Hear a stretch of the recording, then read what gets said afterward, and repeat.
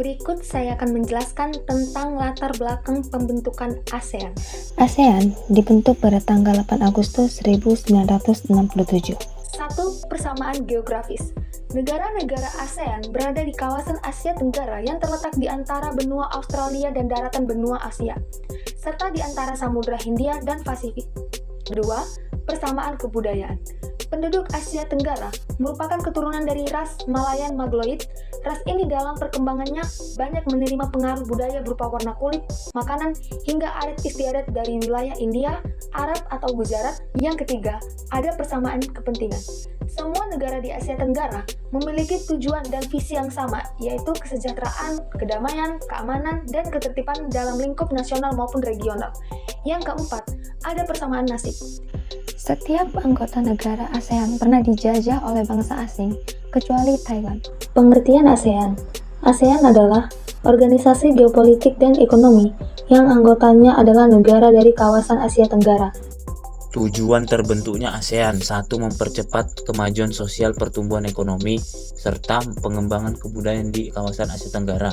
2. Meningkatkan stabilitas dan perdamaian regional yang dapat direalisasikan dengan jalan saling menghormati keadilan serta taat hukum. 3. Meningkatkan kerjasama yang aktif dan saling membantu antar negara anggota dalam memecahkan permasalahan yang berkaitan dengan kepentingan bersama. 4. Membina dan menjalin kerjasama yang lebih efektif. 5. Melakukan peningkatan pada kualitas ilmu pengetahuan di antara anggota. Berikut faktor pendorong dan penghambat kerjasama negara-negara ASEAN. Faktor pendorong. 1. Kesamaan dan perbedaan sumber daya alam. Misalnya, Indonesia mengekspor hasil pertanian ke Singapura. Kemudian Indonesia juga mengimpor beras dari Myanmar dan Thailand untuk memenuhi kebutuhan. 2. Kesamaan dan perbedaan wilayah atau kondisi geografis. Hal itu biasanya memiliki tujuan agar stabilitas dan keamanan negara terjaga.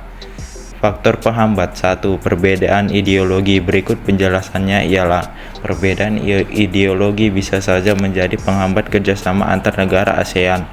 2. Kebijakan protektif. Berikut penjelasannya ialah sebuah negara bisa menerapkan kebijakan yang bertujuan melindungi kepentingan dalam negeri dan meningkatkan daya saing. Misalnya, tidak menerima impor hasil pertanian karena dapat mempengaruhi kondisi pendapatan hasil pertanian di dalam negerinya. 5 tokoh pendiri ASEAN. 1. Adam Malik dari Indonesia, lahir di Pemantang Siantar, Sumatera Utara, tanggal 22 Juli 1917, tutup usia di Kota Bandung, Jawa Barat, tanggal 5 September 1984. 2. Tun Abdul Razak dari Malaysia, lahir di Pekan, Pahang, Malaysia pada tanggal 11 Maret 1922, tutup usia di London, Inggris pada tanggal 14 Januari 1976. 3. Tanat Khoman dari Thailand, lahir di Bangkok pada tanggal 9 Mei 1914, tutup usia 3 Maret 2016. 4. Narisko Ramos dari Filipina, lahir di Asingan, Filipina pada tanggal 11 November 1900, tutup usia di Kota Manila, Filipina, tanggal 3 Februari 1986. 5. S. Rajaratnam dari Singapura, lahir di Javina pada tanggal 25 Februari 1915, tutup usia pada tanggal 22 Februari 2006. Indonesia telah menjadi kepercayaan untuk mengadakan beberapa kali KTT Konferensi Tingkat Tinggi. Program kerja ASEAN yang pertama, KTT Y20 di Bali, dilaksanakan pada tanggal 15 sampai 16 November 2022. Yang kedua, KTT ASEAN 42 Labuan Bajo dilaksanakan pada tanggal 10 sampai 11 Mei 2023. Yang ketiga, ada KTT ASEAN 43 di Jakarta dilaksanakan pada tanggal 5 sampai 7 September 2023. Ada 11 anggota ASEAN.